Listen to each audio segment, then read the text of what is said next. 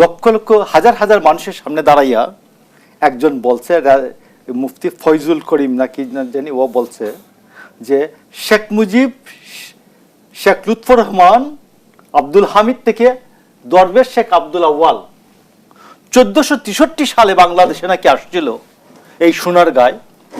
বাইজুদ বুস্তামির, শেখ আব্দুল আউয়াল নাকি বাইজুদ বুস্তামির সাগরেদ ছিল। বাইজুদ বুস্তামি মারা গেছেন 800 খ্রিস্টাব্দে, আর ও বলল 1463 খ্রিস্টাব্দে বাইজুদ বুস্তামি সাগরেদ বাংলাদেশে আসছিল। এর নাম হচ্ছে মুফতি নাকি আবার ফজু না রেজু। তো হে নিচে দায়িত্ব বাংলাদেশের এই শেখ মুজিব বিরোধী যে এই যে আওয়ামী বিরোধী জাতীয় ঐক্য আছে, এই ঐক্য ভাঙ্গার দায়িত্ব নিচে হইল এই ফজু রেজু দুই ভাই।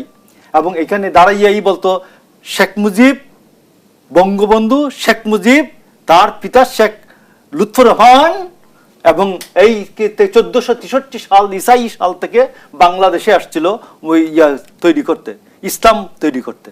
তো একেবারেই মূর্খর এইটি এখন বাংলাদেশের রাজনীতির দায়িত্ব নিছে। আর ওর এখানে যায় জামাতের আমির, জিনের বাদশাহ, ওর এখানে যায় এনসিপি। এনসিপি হচ্ছে হট ব্লাডি এনসিপি।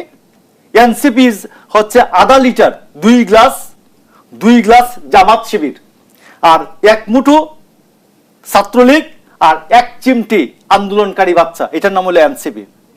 তো নাহিদ আর এইগুলো, এইটি জামাতের প্রোডাকশন না ছাত্রলীগের প্রোডাকশন, হয় জামাতের নতুবা ছাত্রলীগের প্রোডাকশন।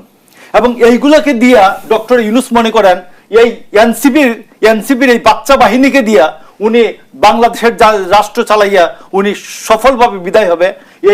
এই চিন্তা ভুল। এটা তাকে ভুলে যেতে হবে। এই এনসিপি কে দিয়া ডক্টর ইউনূস ইজ্জত নিয়ে বাংলাদেশ থেকে যেতে পারবেন না। জি, ধন্যবাদ।